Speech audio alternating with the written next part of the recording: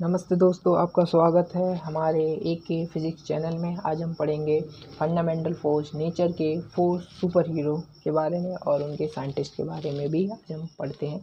और क्या होता है साइलेंट किलर फोर्स, और उसके बारे में पता करते हैं किलर क्या है, किसको किल कर गया है।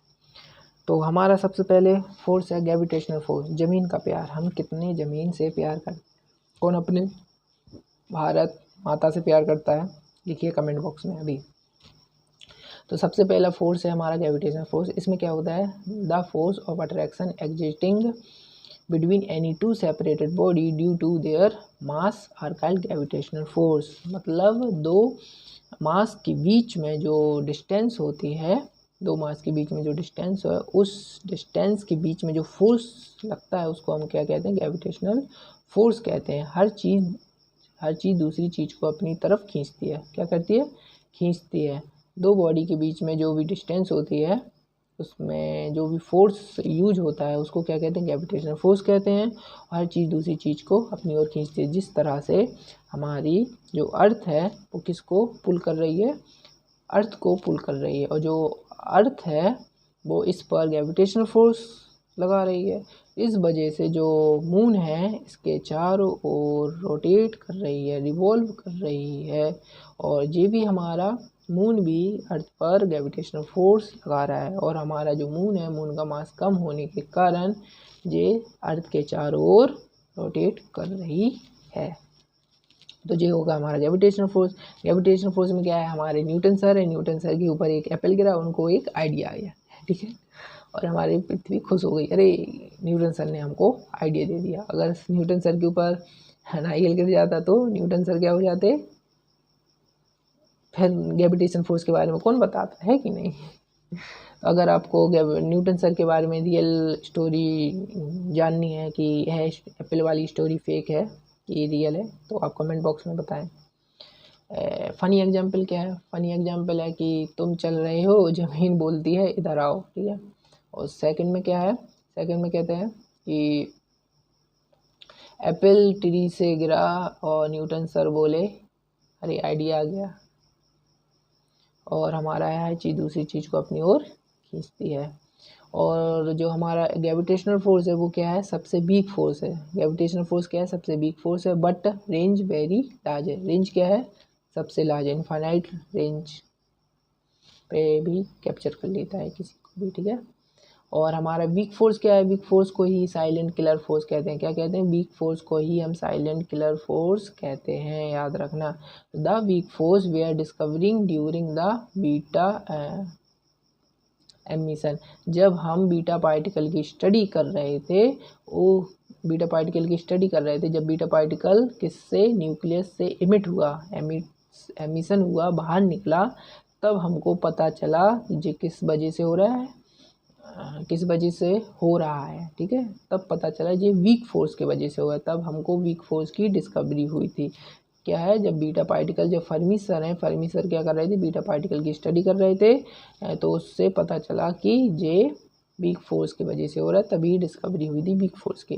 तो ड्यूरिंग बीटा एमिशन, जब बीटा एमिशन हुआ था, जब बीटा पार्टिकल न्यूक्लियस से बाहर निकला था, तब हमारा एक जो न्यूट्रॉन है इनसाइड किसके, न्यूक्लियस के अंदर, वो कन्वर्ट होता है किसे, एक प्रोटॉन में एंड एक इलेक्ट्रॉन में एंड एक एंटी न्यूट्रॉन में कन्वर्ट होता है। इस पार्टिकल में कन्वर्ट हो, एक इलेक्ट्रॉन पार्टिकल में कन्वर्ट होता है, एक एंटी न्यूट्रॉन पार्टिकल में कन्वर्ट होता है, जिसका कोई भी मास और कोई भी चार्ज नहीं होता। देखो हमारा जो कोबाल्ट है, कोबाल्ट 60 है, और यहाँ पर निकल 60 है। यहाँ पर जो न्यूक्लियस है, न्यूक्लियस में क्या है, न्यूट्रॉन प्रोटॉन है। यहाँ पर क्या है, 27 प्रोटॉन है और 33 न्यूट्रॉन है। यहाँ पर क्या है, 28 प्रोटॉन है और 32 न्यूट्रॉन है। तो क्या हुआ, जब हमारा बीटा पार्टिकल इमिट हुआ यहाँ से, तो जो हमारा एक न्यूट्रॉन है, सॉरी एक न्यूट्रॉन है, वो किस में कन्वर्ट हो गया, एक प्रोटॉन में कन्वर्ट हो गया, और हमको क्या मिला, एक इलेक्ट्रॉन प्राप्त हुआ, प्रोड्यूस हुआ, और एक एंटी न्यूट्रॉनो भी मिला। यहाँ पर देखो रिएक्शन यहाँ पर लिखी हुई है।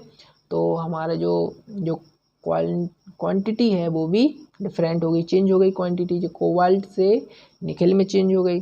तो ये भी हमको पता चला वीक फोर्स कितना इंपॉर्टेंट है। वीक फोर्स की वजह से क्या है, वीक फोर्स के कारण ही हमारे जो एंटी न्यूट्रॉन और एक इलेक्ट्रॉन मिले हुए हैं, ठीक है। और हमारे एक प्रोटॉन है, यहाँ पर जो प्रोटॉन इंक्रीज हुआ है किससे, न्यूट्रॉन से चेंज हुआ है। जो न्यूट्रॉन किस में बदला है, प्रोटॉन में। जी किस वजह से चेंज हुआ है, जी वीक फोर्स की वजह से चेंज हुआ है। तो यहाँ पर लिखा है ना, continuous of variation in the energy of beta particle. जब मतलब कंटिन्यूस वेरिएशन का मतलब होता है कि जो बीटा पार्टिकल है इसकी जो एनर्जी है वो डिफरेंट है। एक मिनट, जो हमारा बीटा पार्टिकल इसकी जो एनर्जी है वो क्या है, डिफरेंट है। देखो यहाँ पर जब भी कोई भी beta particle, second beta particle अगर निकला ना, यहाँ पर सेकंड बीटा पार्टिकल और यहाँ पर थर्ड बीटा पार्टिकल और यहाँ पर दूसरा पार्टिकल अगर निकला बीटा पार्टिकल, तो यहाँ पर फाइनाइट ऑफ बीटा पार्टिकल निकलेंगे, ठीक है। तो इनकी सबकी जो एनर्जी है डिफरेंट होगी, सबकी एनर्जी डिफरेंट होगी। इसकी एनर्जी अलग, इसकी एनर्जी अलग, इसकी एनर्जी अलग, इसकी एनर्जी अलग, सबकी एनर्जी डिफरेंट डिफरेंट होगी। वही यहाँ पर लिखा है कंटिन्यूस वेरिएशन में, ठीक है। तो याद रखना इसके बारे में। तो हमारा जब बीटा पार्टिकल न्यूक्लियस से जब इमिट होता है तो हमको इलेक्ट्रॉन और एक एंटी न्यूट्रॉन इंटरेक्ट होता है, ठीक है, मतलब मिलता है, ठीक है। और वो किस वजह से मिलता है, एक वीक फोर्स के वजह से, ठीक है। वीक फोर्स के कारण ही ये प्रोसेस हो पाई है, ठीक है। जो लेप्टॉन से लेप्टॉन्स कुछ नहीं है कि न्यूट्रॉन और प्रोटॉन का ही पार्ट है, ठीक है। लेप्टॉन्स के अंदर क्या आता है, लेप्टॉन्स के अंदर लिख लीजिए एक प्रोटॉन और न्यूट्रॉन का ही मिक्सचर एक लेप्टॉन्स होता है, ठीक है। और interact with each other with meson and baryon through weak force, ठीक है। जो वीक फोर्स है, वीक फोर्स मेजॉन और बेरॉन को भी फोर्स लगाते हैं अपने ऊपर, ठीक है। ठीक है, वीक फोर्स किसके यूज होता है, एक लेप्टॉन्स में यूज होता है और मेजॉन में भी यूज होता है और बेरॉन में भी यूज होता है। क्या, वीक फोर्स इनके में ही यूज होता है और वीक फोर्स कहीं यूज नहीं होगा, कहीं भी यूज नहीं होगा। दुनिया में कोई भी एलिमेंट देख लेना, किसी में भी यूज नहीं होगा, केवल लेप्टॉन्स, मेजॉन और बेरॉन में ही हमारा वीक फोर्स यूज होगा। तो सिंपल मीनिंग क्या है, सिंपल मीनिंग यही है कि जो रेडियो एक्टिविटी है डिके के लिए रिस्पॉन्सिबल, जितने भी हमारे न्यूक्लियस प्लांट हैं उसमें हमारा वीक फोर्स बहुत हेल्पफुल है। तो रेडियो एक्टिविटी के लिए रिस्पॉन्सिबल है। देखो एक फ़नी एग्जांपल है, एटम के अंदर से बॉयज ही टाइम हो गया है और हमारा ये पूरा वीक फोर्स हो गया है। तो वीक फोर्स केवल नाम वीक है, नाम वीक है, काम वेरी इंपॉर्टेंट। काम क्या है, वेरी इंपॉर्टेंट है कि नहीं। इसकी जो रेडियस, सॉरी क्या कहते हैं, इसकी जो रेंज होती है वो 10 की पावर माइनस 50 होती है, ठीक है, 10 की पावर माइनस 50 होती है। ये सारी जो रेंज होती है मीटर में होती है, ठीक है। फर्मी सर ने बताया था इसको, फर्मी सर बीटा डिके कर रहे थे तब। देखो कैसे एक दूसरे से लड़ रहे हैं। जो radioactivity nucleus reaction and sun में जो एनर्जी बनती है उसमें हेल्प होती है। और अब हम क्या पढ़ेंगे, इलेक्ट्रोमैग्नेटिक फोर्स पढ़ेंगे, जो अट्रैक्शन एंड रिजेक्शन का ड्रामा है। This force include electrostatic force and magnetic force. The force between two stationary charge is electrostatic force, while the force between two magnetic pole is called magnetic force. इसमें क्या है कि जब हमारा जो electrostatic force है and magnetic force है, जब दोनों साथ में रहेंगे तभी ही इलेक्ट्रोमैग्नेटिक फोर्स कहलाएगा। अब इलेक्ट्रोस्टैटिक फोर्स क्या है, इलेक्ट्रोस्टैटिक फोर्स आपको रिमेंबर होगा कि जब दो पॉजिटिव चार्ज आपस में मिलते हैं तो वो क्या करते हैं, रिपल करते हैं, और जब दो डिफरेंट चार्ज मिलते हैं तो वो क्या करते हैं, अट्रैक्ट करते हैं। और जब हमारे सेम पोल के मैग्नेट आपस में मिलते हैं तो रिपेल करते हैं, और डिफरेंट पोल के मैग्नेट आपस में मिलते हैं तो अट्रैक्ट करते हैं। जैसे साउथ और नॉर्थ अट्रैक्ट कर रहा है, और इन दोनों के मिक्सचर को ही हम क्या कहते हैं, इलेक्ट्रोमैग्नेटिक फोर्स कहते हैं। ठीक है, इसमें लिखा है the force are not independent phenomena. इसका मतलब है अगर electric force, only electric force हो तब हम इफ़ जो फोर्स है क्या है, इंडिपेंडेंट हो जाएगा। ये हमारे पास ओनली मैग्नेटिक फोर्स है तब भी यह फिनोमेना इंडिपेंडेंट हो जाएगा। हमको क्या चाहिए, इलेक्ट्रिक फोर्स और मैग्नेटिक फोर्स साथ में चाहिए। इसमें लिखा ना force are two abstract of electromagnetic force, हमको दोनों फोर्स साथ में चाहिए तभी ही इलेक्ट्रोमैग्नेटिक फोर्स होगा। ठीक है, जब हमारा moving charge produce a magnetic force, जब हमारा चार्ज मूव करता है तब क्या प्रोड्यूस होता है, मैग्नेटिक फोर्स प्रोड्यूस होता है।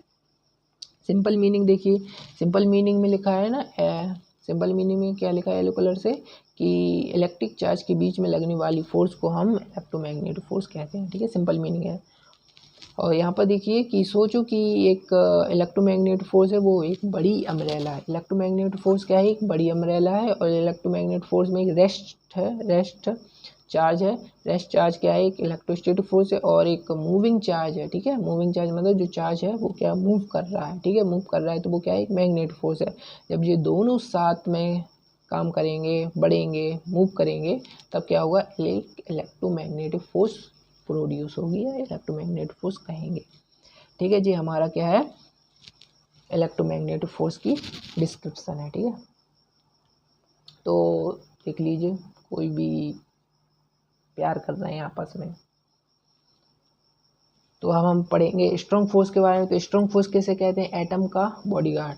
भैया हम एटम के बॉडीगार्ड हैं, कोई भी आएगा हम ठोक देंगे। ठीक है, स्ट्रॉन्ग फोर्स क्या कहते हैं, भैया हम एटम के बॉडीगार्ड हैं। एटम के बॉडीगार्ड मतलब these force are of nucleus origin, केवल ये न्यूक्लियस के लिए ही रिस्पॉन्सिबल है। ठीक है, there are responsible holding neutron and proton, ये केवल न्यूट्रॉन और प्रोटॉन को होल्ड करके रखता है। भैया तुम कहीं नहीं जाओ, हम तुमको पकड़ के रखेंगे। ठीक है, इनसाइड द एटॉमिक न्यूक्लियस। जिस तरह से आप अपने स्कूल में होते हैं, स्कूल में जो बॉडीगार्ड मतलब वॉचमैन होते हैं, वो आपको स्कूल से बाहर नहीं निकलने देते जब तक आपकी स्कूल की छुट्टी नहीं हो जाती। इसी तरह से स्ट्रॉन्ग फोर्स है वो न्यूट्रॉन और प्रोटॉन को कभी बाहर नहीं निकलने देता। ठीक है, इसमें क्या लिखा है, प्रोटॉन बोलता है हम सब पॉजिटिव हैं फिर भी साथ कैसे। तो स्ट्रॉन्ग फोर्स क्या बोलता है, चिंता मत करो भाई मैं हूँ ना। ठीक है, देखो हंस रहा है बिल्कुल चश्मा लगा के। तो जी को देखो, यहाँ पर क्या है, एक पॉजिटिव चार्ज है और यहाँ पर एक पॉजिटिव चार्ज है तो प्रोटॉन है, यहाँ पर कोई चार्ज नहीं है तो वो क्या है, न्यूट्रॉन है। तो इन दोनों को साथ में रखने का काम कौन कर रहा है, स्ट्रॉन्ग फोर्स काम कर रहा है। कौन कर रहा है, स्ट्रॉन्ग फोर्स। ये स्ट्रॉन्ग फोर्स रिस्पॉन्सिबल है इस पूरे न्यूक्लियस में। ये के न्यूक्लियस बन गया, न्यूक्लियस देखो रोटेट भी करेगा। अभी देखो ये रोटेट करा, ऐसे घूमता रहता है ना एटम के चारों ओर।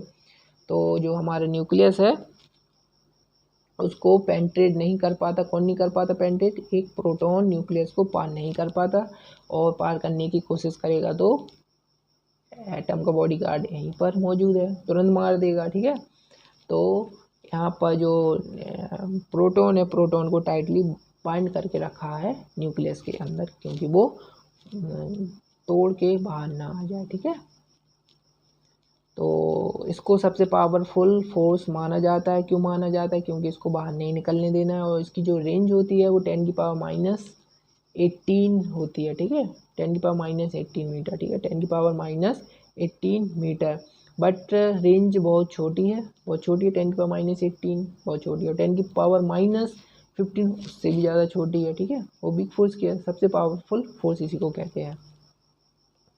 ये न्यूक्लियस पावर प्लांट में काम आता है, और जो सन में जो एनर्जी बनती है उसमें, और एटम जो स्टेबल होते हैं उसमें भी स्ट्रॉन्ग न्यूक्लियस फोर्स का सबसे बड़ा योगदान है। ठीक है, युकावा सन ने इसको बताया था।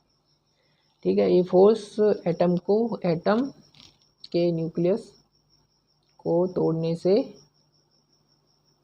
रोकती है। ठीक है, एटम के अंदर जो न्यूक्लियस है उसको बाहर आने से रोकती है। ठीक है, और इजी मेथड क्या है, देखो हमारे साइंटिस्ट के बारे में हमने क्या बताया है कि हमारे ग्रेविटेशनल फोर्स न्यूटन सर ने बताया, इलेक्ट्रोमैग्नेटिक फोर्स मैक्सवेल सर ने बताया, और हमारे स्ट्रॉन्ग फोर्स हिंडकी युकावा सर ने बताया, जो 1949 में इनको नोबेल प्राइज़ से सम्मानित किया गया था। और हमारे वीक फोर्स को भी सम्मानित किया गया था 1938 में, सबसे पहले ये बना था, फिर हमारा स्ट्रॉन्ग फोर्स मतलब डिस्कवरी हुई थी, और हमारे इनको फर्मी सन ने बताया था।